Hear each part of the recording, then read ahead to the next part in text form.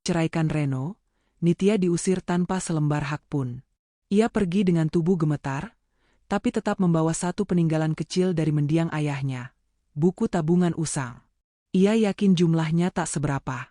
Namun sesampainya di bank, petugas malah tergesa dan berbisik lirih. "Bu, cepat lihat ini." Sejak detik itu, takdir berbelok tajam. Apa yang disembunyikan buku lusuh itu?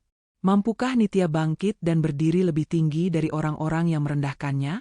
Sebelum kisahnya mengalir, dukungan kalian berarti. Tekan like, tekan subscribe, nyalakan lonceng, biar setiap bab tak terlewat. Tulis nama dan kotamu di kolom komentar. Ketik, hadir, supaya Nitya tak berjalan sendirian. Pagi yang dingin merambat di gedung pengadilan agama. Udara menusuk, seperti es yang menempel di tulang. Nitya kaku di bangku, hanya matanya yang masih sanggup bergerak. Palu di tangan hakim terangkat, 3 ketukan. Menggelegar. 9 tahun mimpi patah sekali hentak. Nama Nitya Prameswari tak lagi berdampingan dengan Reno Aditama. Status lepas. Rumah nyaris lepas. Dada kosong, dan sunyi. Reno berdiri di sebelahnya. Tenang. Terlalu tenang. Wajahnya tak memantulkan penyesalan, malah seperti orang yang baru memenangkan taruhan. Seolah perceraian ini piala yang lama diincar. Kontras. Di sisi lain, dunia Nitya runtuh pelan, lalu ambruk. 9 tahun ia menelan kata-kata tajam dari Bu Asih, ibu mertua yang selalu sinis. 9 tahun ia menutup telinga dari sindiran Gita, adik ipar yang tak henti merasa lebih tinggi. Ia bertahan karena janji Reno. Sabar, ya. Nanti kita pindah. Kita bahagia. Janji tinggal janji, kosong, retak, berdebu. Palu baru mendarat, Reno langsung menggiring Nitya keluar. Bukan untuk pamit baik-baik, melainkan supaya perempuan itu cepat lenyap dari hidupnya. Jalan. Aku tak mau drama. Sudah selesai, bisik Reno tanpa menatap. Mereka sampai di mobil mewah, mobil yang dulu dibeli dari sisa warisan ayah Nitya. Dulu terasa seperti investasi cinta. Kini hanyalah kenangan getir tentang kebodohan percaya sepenuh hati. "Tolong kunci rumah," ujar Reno, dingin. Tangan terulur. Nitya terdiam. "Kunci," ulangnya, suara meninggi. "Pakaianku, bukuku," suara Nitya pecah. "Tak perlu," potong Reno. "Asisten akan buang. Atau kasih ke pembantu." Kata-kata itu lebih tajam dari pisau. Nitya merogoh tas. Jari gemetar. Kunci duplikat berpindah tangan. Sejak itu, rumah bukan miliknya lagi. Turun. Reno menatap ponsel, bukan wajahnya. Pintu ditutup. Gas diinjak. Mobil melesat, meninggalkan Nitya di tepi jalan, sendirian, di kota yang keras dan bising. Ada satu tempat yang terlintas, apartemen sederhana milik Karin. Sahabat lama. Pelabuhan kecil saat badai menggulung. Setelah berjalan jauh dan menemukan taksi, Nitya tiba di pintu yang ia kenal.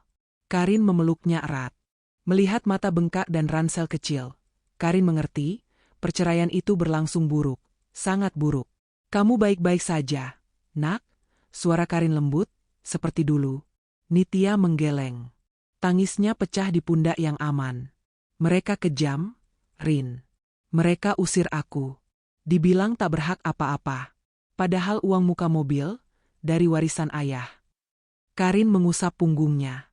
"Kamu aman di sini. Tarik napas. Ada aku." Saat sesak reda, cerita mengalir. Tentang sorak Bu Asih di pengadilan. Tentang pesan pedas Gita.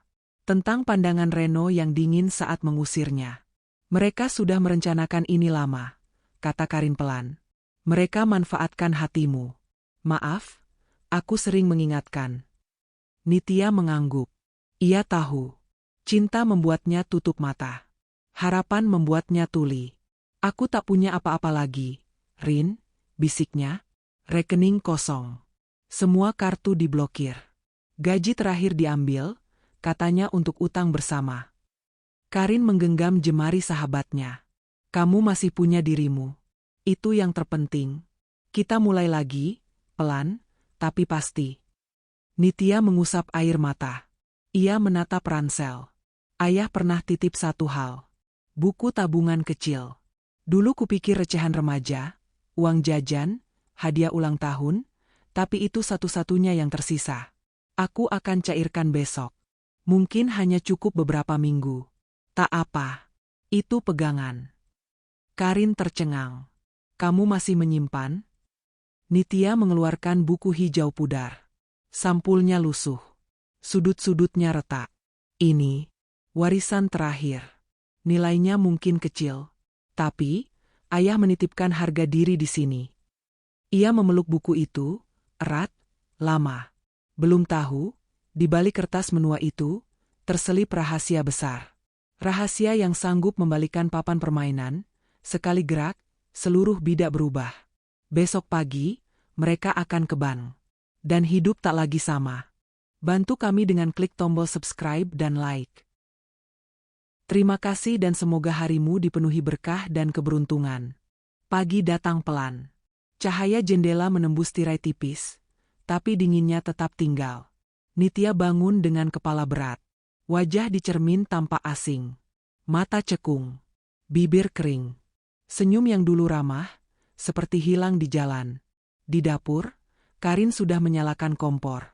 Aroma nasi goreng seharusnya memanggil selera, namun tenggorokan Nitya terasa sempit. Ia memaksa 2 suap. Cukup untuk tenaga. Kamu harus makan, nak, kata Karin lirih. Habis ini, kita ke bank. Aku temani. Nitya mengangguk. Maaf, merepotkan. Karin geleng cepat. Tak ada repot di antara kita. Kita keluarga. Taksi melaju membelah kota. Gedung-gedung berbaris. Papan iklan menari di kaca. Nitya memeluk buku tabungan. Jemarinya menelusuri sampul lusuh. Ingatan tentang ayah datang seperti angin hangat. Seorang pria sederhana, pekerja keras, tak banyak harta, tapi banyak nasihat. Punya pegangan milikmu sendiri. Begitu katanya suatu sore di serambi rumah. Rahasia kecil untuk berjaga-jaga. Supaya kau tak mudah diinjak. Dulu Nitya mengira itu sekadar pesan orang tua. Kini kalimat itu berdenyut di dada, tegas, beri ramah. Pikiran menyelam lagi. Ia teringat bagaimana setelah menikah, Reno memaksa semua akun digabung. Biar transparan, katanya. Nitya menurut. Ia hanya menyimpan yang satu ini. Bukan karena jumlahnya berarti. Karena kenangannya berarti. Karena aroma tangan ayah masih terasa di sudut-sudut kertas. Andai ayah masih ada, gumamnya. Karin meremas bahunya. Ada. Dalam caranya sendiri. Di sini. Mereka turun di depan bank Kencana. Bangunan tua, catnya rapi, logo lama yang tak mengejar zaman, justru menenangkan. Di dalam, udara sejuk. Lampu putih susu. Lantai mengkilap. Seorang petugas customer service menyambut ramah. Selamat pagi, Ibu. Ada yang bisa kami bantu? Senyum Nitya tipis. Saya mau menarik semua dana di rekening ini. Sekalian menutup. Buku tabungan berpindah tangan. Petugas mengetik. Layar memantul di kacamata tipisnya. Alisnya bertaut. Ia mengulang ketikan. Menatap nama. Menatap tanggal lahir. Menelan ludah. Mohon, sebutkan tanggal lahir ibu. Nitya menyebut. Suaranya pelan, tapi jelas. Petugas mengangguk. Ekspresinya berubah jadi tegang.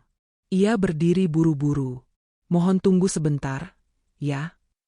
Lalu menghilang di balik pintu kecil. Karin melirik. Kenapa? Nitya menggeleng. Dada berdebar. Pikiran berlari ke arah gelap duluan. Jangan-jangan, ada masalah, jangan-jangan, saldo nol, kalimatnya patah. Karin memegang tangan Nitya. Tarik napas. Apapun hasilnya, kita hadapi. Pintu terbuka. Seorang pria paruh baya dengan jas rapi melangkah keluar. Wajahnya tenang, namun matanya berbinar, campuran tegang dan hormat. Selamat pagi, Ibu Nitya, ucapnya sopan. Saya Jaya, manajer cabang. Ia tak menunggu antrian. Ia mengundang duduk di meja terdekat. Suaranya lembut, tetapi setiap kata seperti ditimbang. Saya dengar ibu ingin menutup rekening. Nitya mengangguk singkat. Iya, Pak. Tolong bantu. Pak Jaya menoleh ke layar komputernya. Ia mengetik beberapa kode. Halaman demi halaman terbuka. Di monitor, tidak hanya deretan angka. Ada label merah. Ada status yang tidak biasa. Ia menghela napas panjang. Lalu memutar layar perlahan, seperti memperlihatkan peta rahasia. Sebelum ibu memutuskan, mohon dilihat dulu. Nitya mencondongkan tubuh. Awalnya ia mencoba mencari angka kecil. Sekadar sisa-sisa remaja. 500.000, sejuta, mungkin 2. Namun barisan nol muncul seperti gelombang. Panjang. Terlampau panjang. Matanya membaca dari kanan ke kiri. Jutaan. Puluhan juta. Ratusan juta. Lompatan berikutnya, miliar. Lalu puluhan miliar. Dadanya serasa berhenti. Ini, apa? Suaranya pecah. Karin merapat. Nafasnya tertahan. Pak Jaya menatap keduanya. Serius. Ada kegentingan dalam cara ia bicara, namun juga seperti orang yang menemukan pusaka yang lama dicari. Ia menurunkan suaranya, setengah berbisik, setengah memastikan. Ibu, cepat lihat ini, katanya pelan tapi tegas. Rekening ini bukan tabungan biasa. Ini akun induk. Di dalam sistem kami, statusnya master account. Jari telunjuknya mengetuk kode yang ditandai. Atas nama tunggal, Nitya Prameswari. Ruang customer service mendadak mengecil. Suara printer di sudut menjadi sangat jauh. Nitya memegang kursi agar tak oleng. Pak, saya tidak paham. Ayah saya hanya orang sederhana. Pak Jaya mengangguk pelan, seakan sudah menyiapkan kalimat ini bertahun-tahun. Saya mengerti kenapa ibu bingung. Izinkan saya jelaskan, di ruangan saya.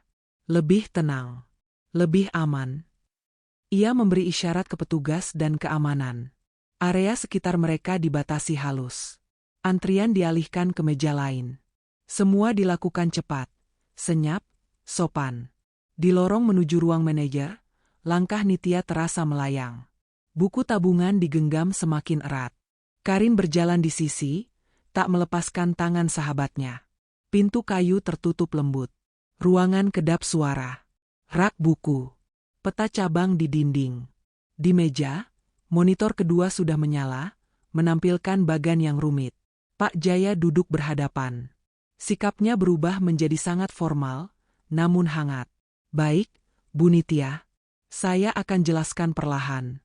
Tapi pertama-tama, izinkan saya menyampaikan bela sungkawa untuk almarhum Bapak Pramudya.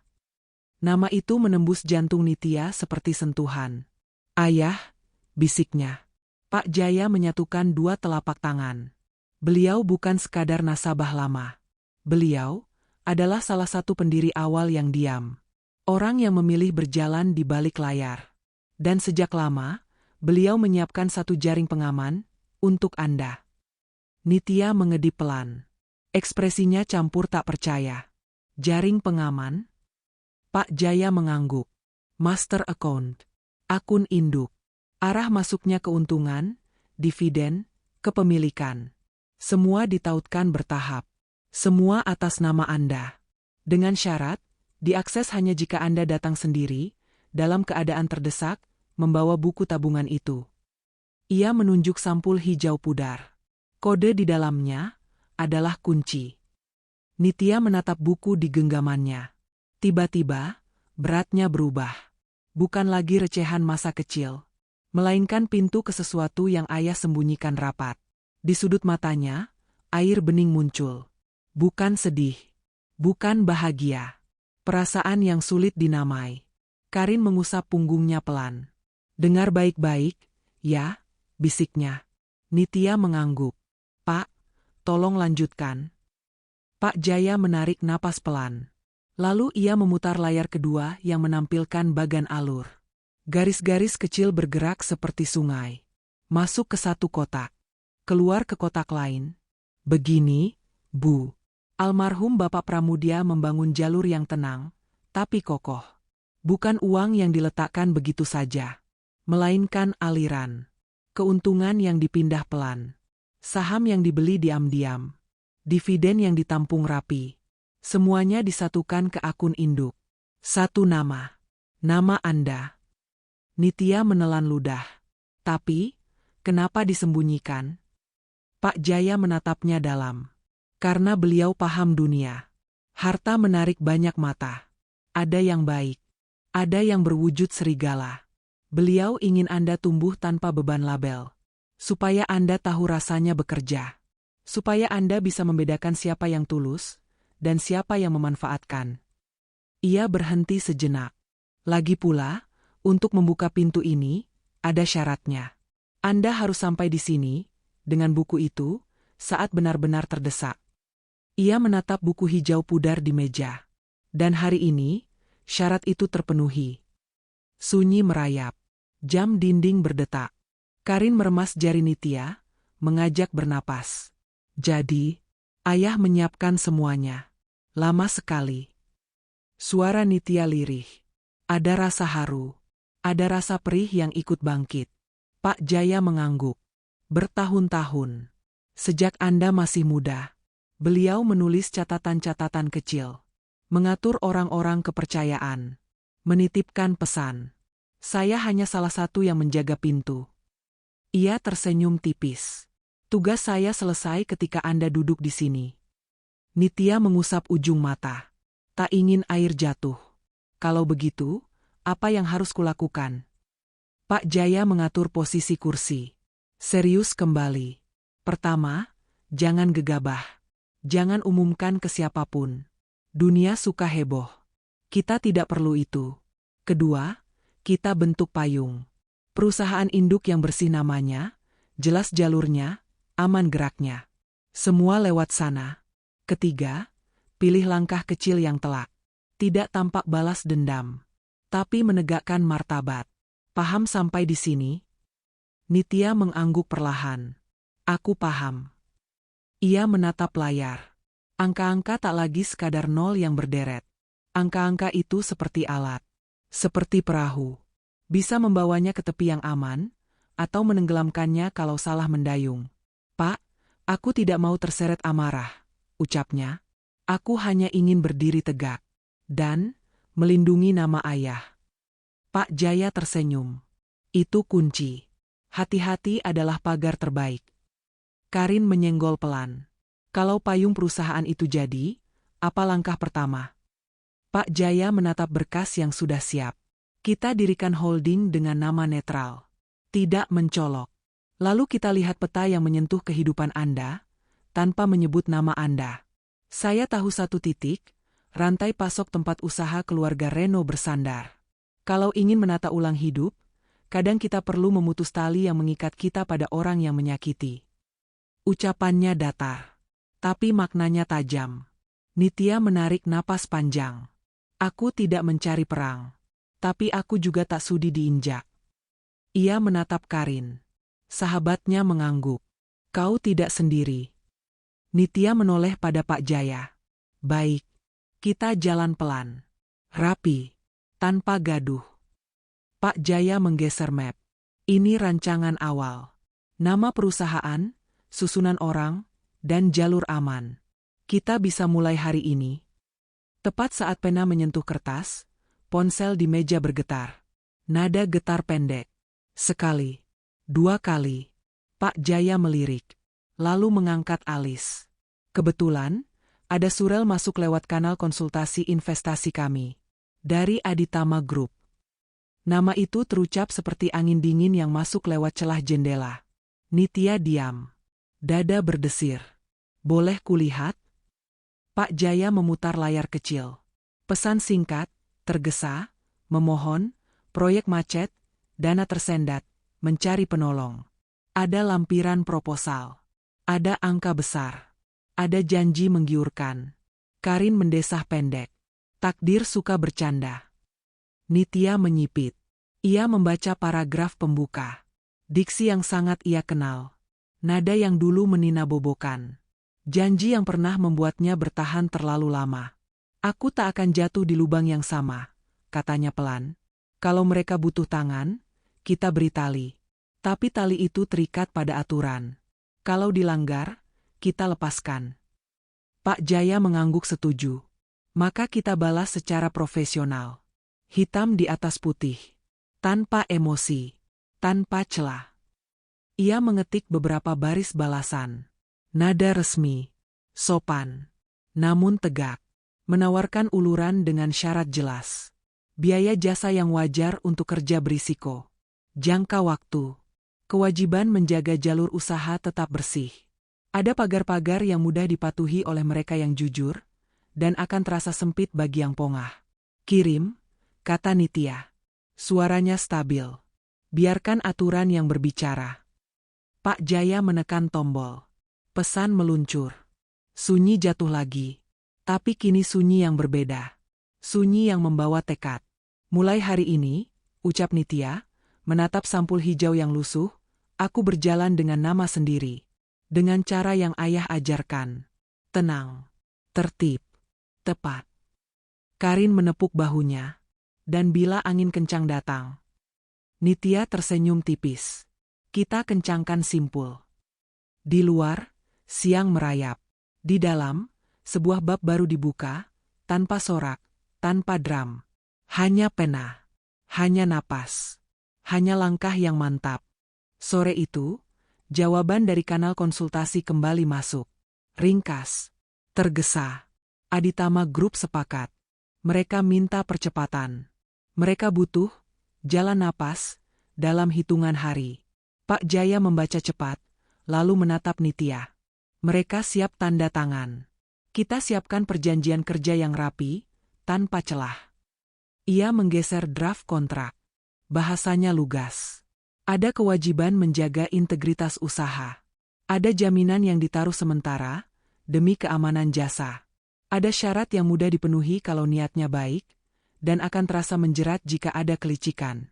Tak perlu kata-kata rumit, ucap Nitya. Jaga sederhana. Jelas. Tertib.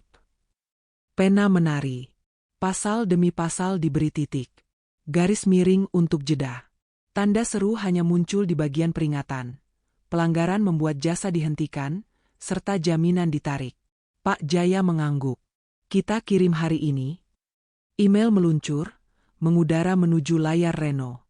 Di rumah mewah yang mulai terasa dingin, Reno menatap dokumen. Alisnya naik turun.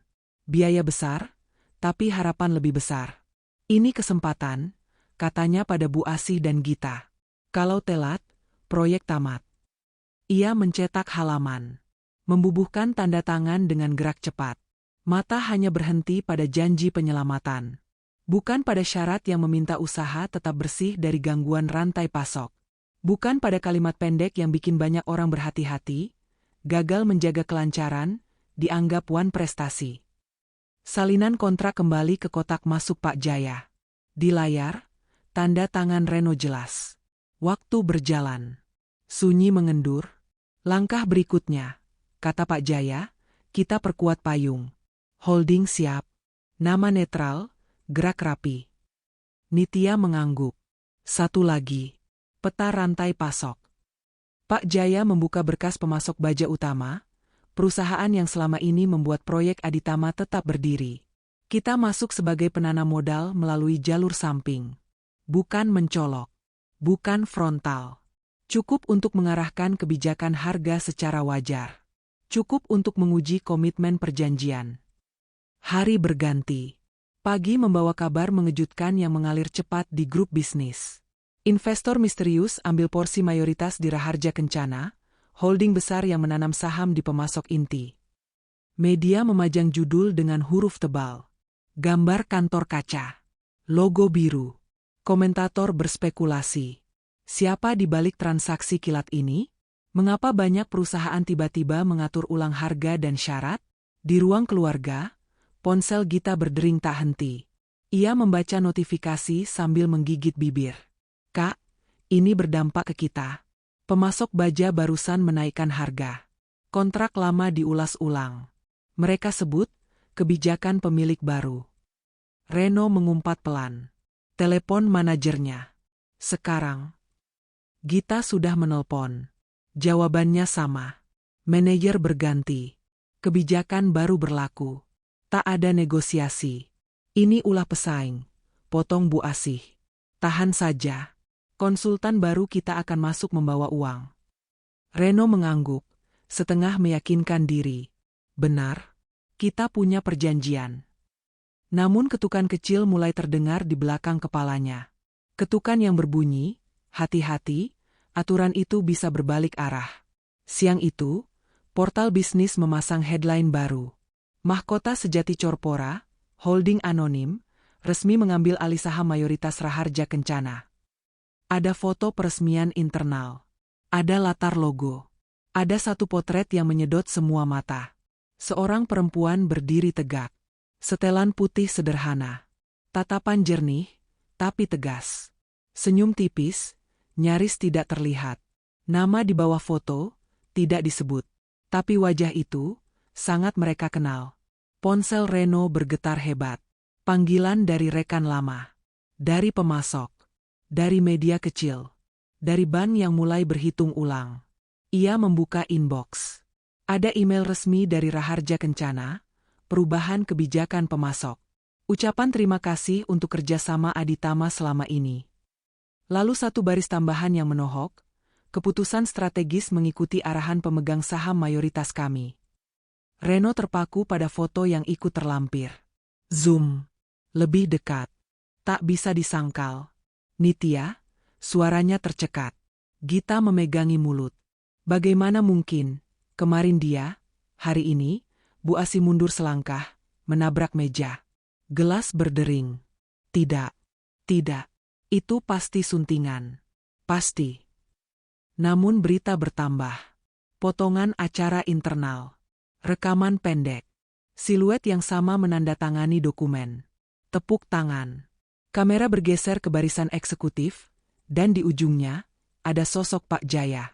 Berdiri tidak di depan, tetapi cukup terlihat oleh mata yang peka. Di sisi lain kota, kantor Bank Kencana terasa seperti jantung besar yang berdetak tenang. Nitya menatap langit dari balik jendela. Karin duduk di tepi sofa, menahan tawa yang meletup kecil. Kalau mereka melihat wajahmu detik ini, mereka pasti membeku. Nitya menghela napas. Bukan itu tujuanku. Ia berhenti, menimbang kata. Tujuanku sederhana, menegakkan batas. Mengingatkan bahwa merendahkan orang, ada harga yang harus dibayar. Telepon di meja Pak Jaya berdering. Ia mengangkat. Mendengar sebentar. Mengangguk. Lalu menutup panggilan. Sudah saatnya mengirim pemberitahuan resmi. Katanya tenang. Kita takluk pada perjanjian, bukan pada amarah. Surat singkat disiapkan. Bahasanya dingin, bersih. Karena gangguan jalur usaha yang timbul dari kebijakan pemasok, dan karena kewajiban menjaga kelancaran tidak dipenuhi, maka perjanjian dianggap dilanggar. Jaminan dieksekusi sesuai kesepakatan. Nitya membaca sekali lagi. Matanya mantap. Kirim. Satu klik. Surat meluncur. Di ujung sana, suara ketukan di kepala Reno akan berubah jadi dentum. Bukan karena teriakan, tapi karena teks pendek yang tak bisa dibantah. Kontrak berbicara. Titik. Pagi yang tenang di kompleks elit pecah oleh deru mesin. Dua mobil hitam berhenti rapi di depan pagar. Truk kecil menyusul. Ada seragam hitam. Ada petugas berseragam. Ada pengacara membawa map tebal. Bel pintu ditekan. Sekali, dua kali, lalu diketuk lebih keras. Reno membuka dengan wajah pucat. Bu Asih dan Gita berdiri di belakang, nafasnya pendek, mata merah. Pengacara memperkenalkan diri. Suaranya datar, jernih, seperti air yang mengalir di batu. Kami mewakili Mahkota Sejati Corpora. Sesuai perjanjian yang ditandatangani, karena kelancaran usaha tidak dijaga sebagaimana pasal yang disepakati, jaminan kami tarik. Map dibuka. Stempel terlihat. Surat perintah ada. Tanda tangan jelas. Mohon kerjasama. 10 menit untuk mengambil barang pribadi. Tidak. Ini rumah kami, jerit Bu Asih. Suaranya pecah. Ini tipu daya. Kalian komplotan. Petugas tetap tenang. Kami menjalankan putusan. Jika ibu menolak, kami minta bantuan kepolisian. Dua polisi melangkah setapak. Reno menatap tanah. Suaranya parau. Aku, yang tanda tangan. Bu. Kata-kata itu jatuh seperti batu ke sumur. Hening. Lalu tangis. Lalu gaduh yang patah-patah. Rumah mewah mendadak panas. Laci dibuka terburu. Lemari berderit. Perhiasan disambar. Koper diseret. Gita terseduh-seduh, memeluk tas kecil seperti memeluk sisa martabat. Tetangga berkerumun. Bisik-bisik tajam. Keluarga Aditama, disita, kontrak, wan prestasi, papan besar dipasang di gerbang. Aset dalam penguasaan mahkota sejati corpora. Kunci pintu diganti. Klik. Selesai. Simbol kebanggaan berubah jadi penanda kekalahan dalam satu pagi yang pendek. Di seberang jalan, sebuah mobil hitam berhenti tanpa tanda. Kaca film tetap gelap. Di dalam, Nitya duduk tenang. Karin di sampingnya. Keduanya tak bersorak, tak menunjuk, tak merekam. Hanya menyaksikan. Selesai, bisik Karin. Nitya mengangguk. Matanya tidak dingin, tidak juga hangat. Batas ditegakkan, ucapnya pelan. Kita pergi. Mobil bergerak. Papan di gerbang mengecil, lalu hilang di kaca belakang. Siang yang sama, telepon di kantor Bank Kencana berdering tajam. Pak Jaya mengangkat. Permintaan temu. Mendesak. Dari pihak Reno. Kita terima, kata Nitya, pendek. Biar semua jelas. Di ruangan tertutup. Rapi. Direkam. Sore itu, ruang pertemuan disiapkan. Meja kayu licin. Kursi kulit empuk. Kamera kecil menyala, sunyi. Nitya duduk di sisi kepala meja. Setelan sederhana. Buku tabungan lusuh di atas meja. Diam, tapi berwibawa. Pak Jaya di kiri. Karin di kanan. Pintu terbuka. Reno masuk bersama Bu Asih dan Gita. Wajah tak tidur.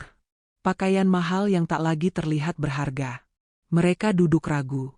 Hening sejenak. Hening yang panjang. Pak Jaya memecahnya. Terima kasih sudah datang. Mari langsung pada pokok. Ada yang ingin disampaikan? Reno menatap Nitya. Pandangannya mencari celah. Suaranya bergetar, tapi tetap mencoba memainkan nada lama. Nia, aku punya sesuatu. Tentang ayahmu. Nama itu membuat udara menegang. Ayah? Ulang Nitya pelan. Apa tentang ayah?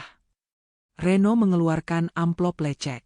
Meletakkannya hati-hati, seolah itu kartu terakhir. Surat pengakuan. Dia memintaku melakukan ini, supaya kamu aman. Ia menekankan kata aman, berharap bobotnya bisa menggeser arah. Bu Asih menimpali, keras. Kau salah paham pada anakku. Semua ini rencana bapakmu. Nitya tak terseret. Ia membuka amplop. Kertas tua. Tulisan tangan yang ia hafal lekuknya. Ia membaca pelan, baris demi baris. Kata-kata ayah sederhana. Hangat. Menyuruhnya mandiri. Menjaga rahasia. Bukan perintah mengusir. Bukan skenario kejam. Nitya menutup mata sejenak. Lalu menatap Pak Jaya. Pak? Pak Jaya mencondongkan tubuh. Suaranya bening. Itu bukan kesepakatan. Itu umpan. Almarhum ingin menguji dan menjaga garis. Jika seseorang tamak, ia akan mengira pesan samar adalah izin. Dan ia akan menyingkap dirinya sendiri. Reno terdiam. Gita menatap kosong. Bu Asih menggeleng tak percaya, bibirnya gemetar. Kalian memutar kata, Pak Jaya menggeleng pelan. Kami yang menyimpan catatan. Kami yang memegang waktu. Dan kami yang menunggu Ibu Nitya datang dengan buku itu, tanpa pengiring. Hari ini, pintu terbuka sebagaimana wasiatnya. Ia menoleh pada Nitya. Semua hak milikmu. Bersih. Sah. Reno patah di kursinya. Maafkan aku, katanya, cepat, kacau. Aku, ikut arus. Aku menyesal. Kembali padaku. Kita kelola bersama. Kita tebus semuanya. Nitya mengangkat telapak tangan. Gerak kecil. tapi membuat seluruh ruangan berhenti. Kamu yang memutus. Kamu yang mengusir. Kamu yang bilang aku bukan siapa-siapa. Hari itu pintu tertutup. Hari ini, kuncinya di tanganku. Ia menggeser pandang ke Bu Asih dan Gita. Aku tidak mengejar kalian. Aku hanya menegakkan akibat. Pak Jaya berdiri. Pertemuan selesai. Pengamanan akan mengantar sampai lobi. Nada suaranya sopan, tapi final. Kursi bergeser. Pintu dibuka. Langkah-langkah menjauh di koridor. Ruangan kembali hening. Mesin pendingin mendesah pelan. Karin menoleh. Bagaimana rasanya? Nitya menarik napas panjang. Bukan lega. Bukan puas. Hanya selesai. Ia menatap buku tabungan lusuh itu, yang kini terasa seperti batu nisan dan batu penjuru sekaligus. Kita lanjut. Ada hal yang lebih penting dikerjakan. Hari-hari berikutnya berjalan cepat. Surat pemberitahuan menyusul surat peringatan. Lalu gugatan. Nama Aditama Group muncul di papan pengumuman perkara. Pendek, dingin, jelas. Ban mulai menutup keran. Mitra menepi. Telepon Reno sepi. Ketika berbunyi, yang datang hanya tagihan dan ancaman jatuh tempo. Kita habis, bisiknya di kamar sempit kerabat. Bu Asih duduk memeluk lutut. Gita menatap layar ponsel yang penuh gosip. Malam-malam terasa panjang. Jam tak bersuara, tapi menekan dada. Di sisi lain, Nitya memilih jalur terang. Ia bekerja dari pagi. Rapat ringkas. Keputusan rapi. Pak Jaya mendampingi seperti penunjuk arah. Pelan, tapi konsisten, katanya. Yang tajam adalah bukti, bukan suara. Nitya mengangguk. Ia menandatangani berkas, mengalihkan sebagian laba ke program beasiswa. Ia menuliskan nama, Yayasan Pramudya. Sebuah salam untuk ayah, yang mengajarinya berdiri tanpa teriak. Siang itu, telepon Pak Jaya berbunyi lagi. Penegak hukum meminta keterangan. Katanya, dugaan lama, manipulasi kecil di pasar. Semua jejaknya pada satu nama. Nitya menatap keluar jendela. Kita serahkan pada hukum, ucapnya pendek. Bukan untuk membalas. Untuk menutup lingkar. Sore harinya, dua petugas mendekati Reno di trotoar. Surat tugas dibuka. Borgol mengatup, bunyi kecil, namun menghabisi sisa angkuh. Berita itu menyebar seperti angin kering.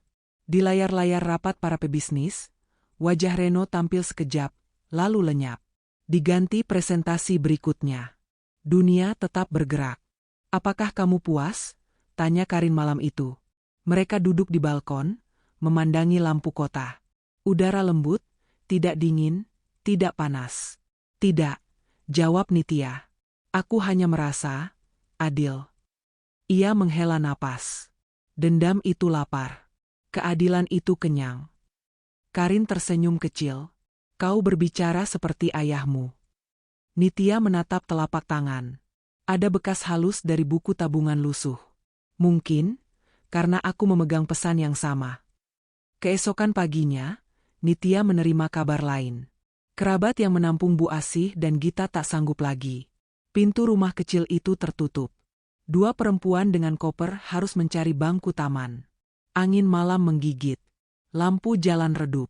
Gita menangis diam-diam. Bu Asih tersedak isak. Lebih karena malu daripada dingin. Karin memandang Nitya. Apa yang akan kamu lakukan? Nitya diam lama. Lalu ia menulis pesan pada pengacara. Satu kalimat saja. Bantu mereka pulang dengan nama yayasan anonim. Tanpa kabar, tanpa sorak. Pengacara membalas singkat. Siap. Seminggu berlalu. Aditama Group resmi pilot. Sidang cepat, karena angka-angka tidak berbohong. Reno mendapat jadwal sidang untuk perkara lain. Perkara yang lama, kini dibuka kembali setelah dokumen rapi dikumpulkan. Di sel sementara, ia menatap langit-langit. Surat menyusul ke meja Nitya, tulisan tangan Reno, rapi tapi lelah. Aku mengaku. Aku menyesal. Jaga mahkota itu. Doakan aku belajar. Nitya membaca. Diam. Lalu merobek surat itu kecil-kecil. Potongan kertas beterbangan seperti salju yang tidak dingin. Selesai, katanya. 1 tahun bergulir. Kota sama, tapi langkah berbeda. Bank Kencana bangkit dengan wajah baru. Program literasi keuangan untuk keluarga kecil. Pelatihan kerja bagi ibu tunggal. Beasiswa bagi anak yang tak kenal les. Di lobi, foto hitam putih kecil digantung, seorang guru muda tersenyum sederhana. Tak ada nama besar. Hanya kata, terima kasih. Rumah mewah yang dahulu menjadi simbol pengusiran, kini berganti fungsi. Halaman hijau, papan nama kayu, hurufnya tenang, kantor Yayasan Pramudya. Di aula, anak-anak duduk rapi. Seragam tidak sama, tapi mata mereka sama-sama berbinar. Nitya berjalan melewati lorong yang dulu menelan air matanya. Kini lantainya memantulkan suara sepatu yang mantap. Karin menyodorkan map. Pembukaan 2 perpustakaan desa. Dan laporan kemarin, semua tepat sasaran. Nitya mengangguk. Kita tambah kelas cerita. Anak-anak suka cerita. Usai acara, Pak Jaya menunggu di ruang arsip. Ruang kecil dengan lemari besi dan lampu hangat. Di atas meja, buku tabungan hijau pudar tergeletak. Ada satu hal lagi, katanya, suaranya pelan, seolah takut mengusik udara. Ia mengeluarkan kunci logam kecil. Ini milik almarhum.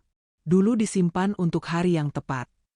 Sampul buku dibuka lebih teliti. Ada celah tipis di balik karton.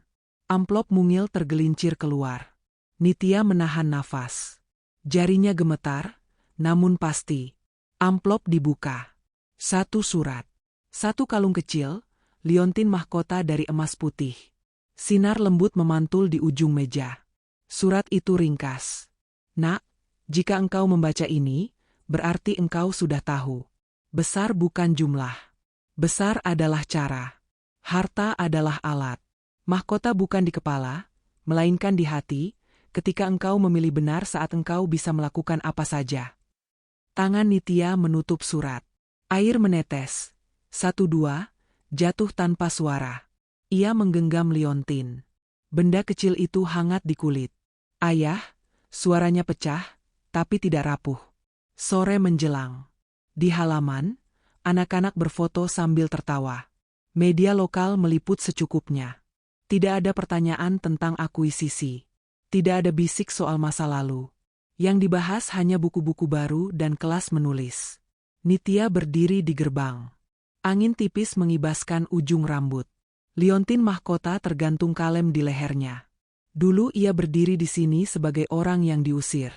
Kini ia berdiri sebagai tuan rumah, bukan untuk balas menendang, melainkan untuk membuka pintu. Karin mendekat. Apa judul bab ini?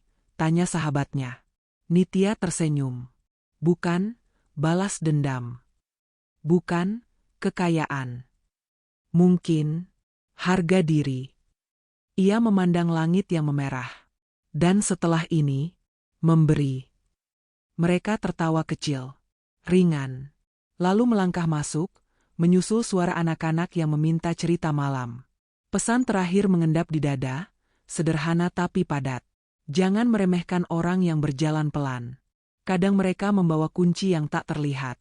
Kadang mereka memegang pintu yang kau kira tertutup. Dan ketika pintu itu terbuka, yang masuk bukan amarah, melainkan cahaya yang tahu arah. Malam turun perlahan di kota. Lampu-lampu gedung menyala satu-satu, seperti bintang yang dipindahkan ke bumi. Di jendela penthouse yang tenang, Nitya berdiri memandangi cakrawala. Liontin mahkota menyentuh kulit, dingin sebentar, lalu hangat. Di meja, ada tumpukan berkas program baru, kelas keterampilan ibu tunggal, klinik konsultasi keuangan sederhana, perpustakaan mini keliling. Ia menandatangani 1, 2, 3, setiap tanda tangan dibarengi tarikan napas pendek. Bukan karena lelah. Karena sadar, setiap keputusan adalah jejak yang kelak ditanya. Untuk siapa kau bergerak? Karin datang membawa teh. Wangi melati naik pelan. Ada kabar, katanya, duduk di sisi. Sekolah desa yang kemarin kita bantu, anak-anaknya mengirim video. Mereka baca puisi. Mereka sebut namamu, pelan-pelan, takut salah ucap. Nitya tersenyum. Nama bukan penting. Yang penting, buku mereka terisi. Mereka diam sejenak. Di luar, angin menyentuh kaca. Aku sering bertanya, Rin, lanjut Nitya pelan. Kalau ayah masih ada, apakah ia akan bangga? Karin tak menjawab cepat. Ia menatap mata sahabatnya. Ia bangga saat kau memilih menahan diri. Ia bangga saat kau meletakkan sesuatu, bukan mengambil. Kalimat itu jatuh lembut, tapi utuh. Keesokan hari, Nitya berkunjung ke kantor cabang kecil. Bukan yang mewah, bukan yang ramai. Cabang yang dulu sering ia lewati tanpa menoleh. Petugas menyambut kaget. Mereka tahu namanya dari kabar. Tapi yang datang bukan figur dingin. Yang datang seorang perempuan dengan senyum pendek, yang meminta melihat ruang kelas sore. Di sana, 8 ibu duduk melingkar. Ada yang membawa bayi. Ada yang membawa cucian bersih di kantong plastik. Pengajar menulis di papan, cara menyusun pengeluaran harian. Nitya masuk tanpa perkenalan berisik. Ia duduk di kursi kosong. Mendengar. Menyimak. Menahan diri untuk tidak berbicara banyak. Di akhir, ia hanya mengangkat tangan. Boleh kuberi satu kalimat penutup? Semua menoleh.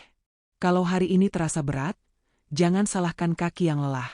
Terima kasih pada kaki itu, karena masih mau berjalan. Sore itu, Pak Jaya mengabarkan hal lain. Bu Asi dan Gita, mereka sudah tiba di kampung. Rumah kayu kecil. Tetangga menyambut dengan biasa saja, sebagian berbisik, sebagian membantu. Nitya mengangguk. Biarkan waktu bekerja. Pak Jaya ragu sejenak.